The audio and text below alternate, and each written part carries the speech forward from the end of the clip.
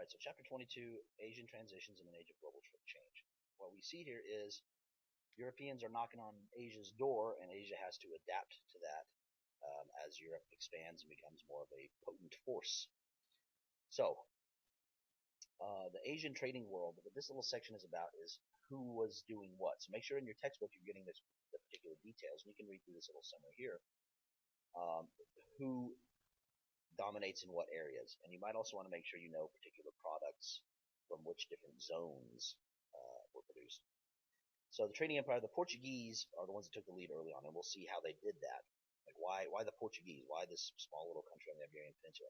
So we'll start to see that. But they managed to use force to enter into the Asian trade network, and they started building forts as well as ports as well. So make sure you look at those cities, the forts that they built, and read through about how they were able to establish a monopoly in certain areas. So they were vulnerable because they were a small nation. They didn't have a lot of manpower. They took the lead very early on, but they lost the lead to their other European rivals like the Dutch and the English. Now remember, the Dutch, and all these highlighted are what you should be paying attention to. So the Dutch adapted to the situation that they encountered when they arrived in Southeast Asia. Particularly with Java, and that's something that we saw with chapter 24 in imperialism, how the Dutch model in Java is what other Europeans started copying. So what you see in this last little bit here is the English adopted the Dutch techniques. Because the Dutch were able to dominate initially, that's why the English focused on India. So the Dutch, creating this tribute system, they became powerful. Even though they're a tiny nation as well, they had a successful model. And what they did was sort of like what the Spanish did, where you had local leaders who would pay tribute to the conquerors. Now, when it comes to the religious, if we had a Persia chart, Persia, political, economic, religious, social, intellectual, or area, what we would see is the Persia chart for Asia starts to shift. Politically, no changes happen. Economically, it becomes partnerships. It becomes more of a partner with Europe sometimes, more of a rival even. Religion, the Dutch and the English weren't much concerned with spreading. We're going to see the age of exploration, the motivations are gold, glory, and God. Well, God was kind of a minimum focus. Really, it was gold.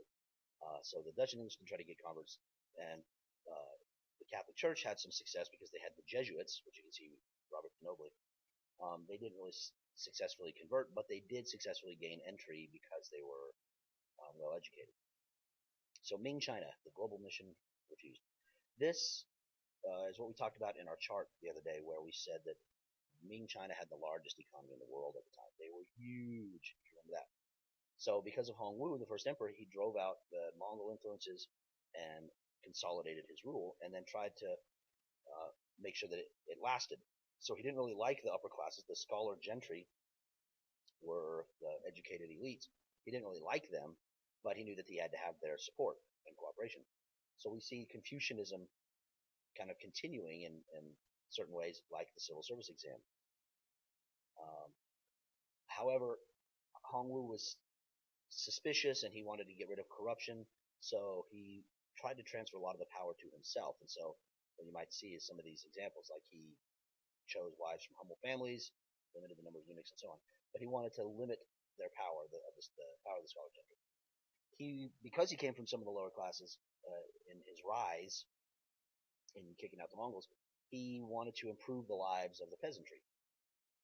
So if you look through these highlighted, there's lots of little examples, and this is part of like the Persia social structure. In society, he tries to make life better, but what ends up happening is the local landlords out in the countryside didn't go along with it really. So the peasants, as you can see, had to become tenants, landless laborers. They didn't have their own land. And we also see Confucianism dictating who has what roles. So women were subordinate, younger people were subordinate to older people, and so on. And as we talked about with the gender roles yesterday, or the other day with our chart about Ming gender roles, economy, and society, Imperial women at court were influential, but outside, women were pretty much at home. And you guys mentioned the male children a lot of times. So the Ming was a golden age for China. This whole section here talks about the ways that it was the golden age, but you might notice by 1800 there were more than 300 million Chinese. They were huge. Remember that. The Ming was very powerful. And as a result of their power, they were able to mount kind of pointless expeditions with the Zhenghe voyages. The huge fleet, really for no other reason than just because they could. They didn't really benefit from it in monetary, like in making money in trade. They eventually just decided, you know what, instead of wasting all this money on these voyages that we're not getting any money, or really are getting our money's worth out of it, let's just spend that on defending our homeland. So the voyages were abandoned. Make sure you look at this section in your textbook, in-depth means and motive and overseas expansion, Europe and China compared. That's a comparison of Europe and China for the way that they went overseas and why they went overseas. So you might, in your notes, make a T chart where Europe is on one side, China's on the other, with means and motives. So why and how did they do this, and then why did the Chinese stop? Why didn't they continue? So after they started isolating themselves with the fall of the ending of the Zhenghe expeditions, they started isolating themselves. But we still see after this, Europe is still trying to get in. It's really missionaries that were having some success, like the Jesuits, because they were well educated and they were able to at least impress enough that they were allowed in. But a lot of the scholar gentry still thought of them as barbarians because they weren't Chinese. So the Ming declines 1644 because northern nomads, the Manchu, take over, and that's where we see the Qing dynasty start. We've already seen the Qing dynasty in the previous chapter. The previous union. This is where the Qing came from. Is the Ming just falls, and you can see why as you read through the section, and make sure you look at the section of the book. So then we see Japan. Japan is reunified. It's reunited as one nation. And so the emperor appoints Tokugawa as the shogun, Tokugawa Ieyasu. Now, he was the shogun, which means he was the military leader, so he really had the power because he was the one that was in charge of the military.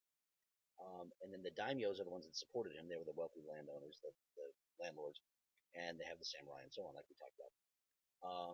So he slowly begins to bring people under the Tokugawa rule. Well, the Europeans are showing up, knocking on the door. And initially they do have some business with them. They're trading goods, like you can see, like firearms, cloth, dresses, and so on. But then eventually they start to get suspicious, and they're afraid that the Europeans are going to try to conquer Japan. The more Europeans are interacting with Japan, the more they were afraid that they would just move in and take over. So they started banning them, isolating themselves by, for instance, banning Christianity, isolating Japan from outside influences. And you can see some of that. Look through here and look at some of the examples, just so that you know the ways that they were isolating themselves, because obviously you can't build a wall around the islands of Japan. So how did they limit themselves? This is how. So in the end there, an age of Eurasian closure, Europe and Asia, Eurasian. So Europe, we have our essential question for the chapter. What effect did European involvement have on Asian nations in this age of Western expansion? Well, minimal effect. They didn't really affect it in this time period is what we're seeing. Now, there are important places that they settled, that they established commerce, but in terms of comparing Asian trade networks to the Americas, obviously the Americas are totally different. Europe took over the Americas, set up an entirely new social structure, entirely new governance system, and used it to great wealth to get all out of the resources.